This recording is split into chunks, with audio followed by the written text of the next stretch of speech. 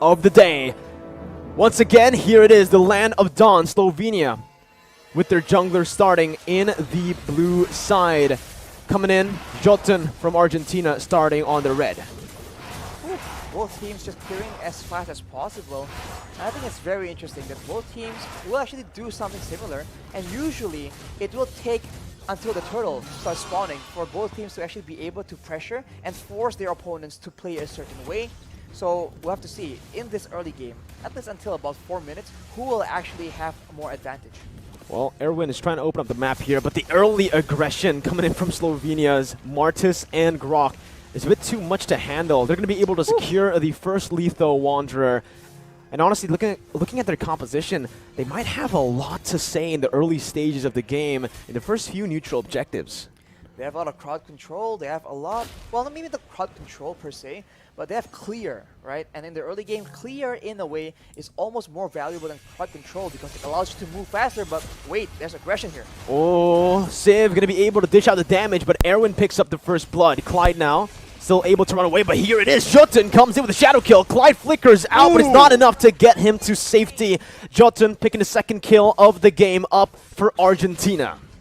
Wow, that's aggression coming in from the Argentinian side, but they're not done yet, Mirko. No, 1-1. Also, Bonnie going to be caught again in that top side, staying, overextending, up against a 3-man dive.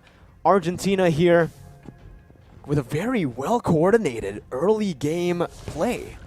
We talked a lot about the experience coming in and how they actually know what to do, and it's showing right now. They are the ones dictating the tempo, and Slovenia is forced to try and adjust as well as possible, but it won't be enough. Man, once again, Arakil in the bottom side, maybe taken down here, but the damage coming in from Papadog, as now Slovenia are trying their best to go at it onto the turtle, securing it with Retribution, but look at Papadog taunting two members, Rimuru and Clyde, as that's the damage coming through, stunning them up. Rimuru getting the shield in, Erwin zoning him back, as that's going to be Vizo, who tries to get out, will be able to. And here it is, Slovenia able to finally trade something back. They're able to steal away that turtle from the hands of Argentina. A small victory in the grand scheme of things, but now they have to try and find opportunities to try and use the catch potential or the output potential. They have not been able to abuse the Marty's pick to get those weird skirmishes, and as things are going, it seems like Argentina are the ones that will try and actually find him in his own jungle. It's tough, right? Because we actually mentioned it early on. Slovenia does have the better composition when it comes down to neutral objective control. But if Argentina gets this kind of tempo in the way they're able to gank, in the way they're able to utilize the assassins by actually isolating Slovenia and taking them apart from the individual lanes, it's going to be tough for them later on in the neutral objective takes. I think it's very dangerous for Slovenia right now because Argentina has the option of using the Cult Altar in an aggressive fashion. Maybe for a dive, but as I say that though, Jotun, what happened there? Off camera, that was a kill, a solo kill, I do believe. As in the bottom side, we do see Papadog struggling a bit in that XP lane, in that 1v1 trade against Arakiel on that Esmeralda. But now, we're going to take a look. Once again, Civ here in that top side, up against Bonnie. It does feel like the 1-1 is struggling a whole lot. There's a lot of emphasis being used to try and shut down this 1-1 because obviously this is a very dangerous heroes in the right hands and in the right game. If he can have a healthy laning phase, it might be very dangerous, but Papadog right now is being dived on. Uh-oh.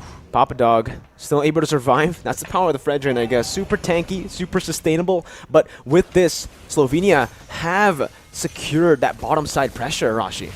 With that pressure, they're trying to find something as Papadog is forced to be in a weird situation, and here we go. A good taunt coming in. That's going to be the Cult Altar as well as they dive into the back line. Cult Altar HP bar is going to go falling down, but Papadog is still alive, dealing so much damage and taking a whole lot as well. Bonnie now popping that Inspire. Not just yet. He's actually waiting on it right now as Clyde has to recall. Civ looking for a good position, flickering forward, and that's going to be the Eve taken down. A very aggressive play though. Civ might not be able to get out. He gets cancelled out, and he gets caught from the damage coming in from Vizo. It's a 1-for-1, the mid laner for the gold lane.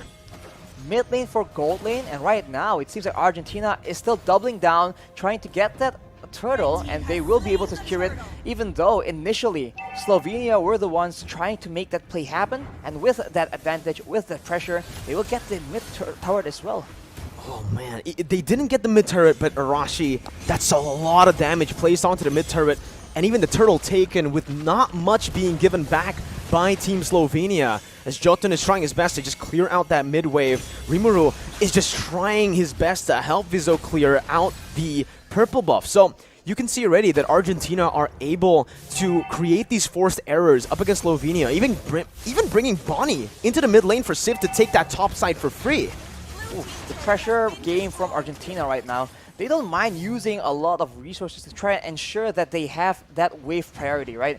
They keep pushing the waves from Slovenia, and as a result, they are the ones who are able to actually catch Slovenia mid-rotations because they can predict the movement as a shadow kill is being used right here. Oh! He gets baited in the tier 1, and he's gonna get taken down. Jotun with an amazing quad shadow play to bait that from the side of Team Slovenia. Papadog very aggressive into that tier 1, under it.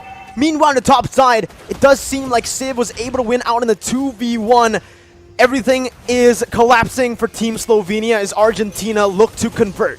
Absolute disaster right now as Slovenia, they're losing objectives left and right. Right now, it seems like Argentina will rotate and try and get some more in the bottom side. Arakiel needs to be a bit more careful here. It's a very dangerous situation. Well, Arakiel still has a sprint. Whoa. Doesn't use it just yet, and here it is, the isolation coming in for a shadow kill to deal so much damage. And it's another conversion for Team Argentina.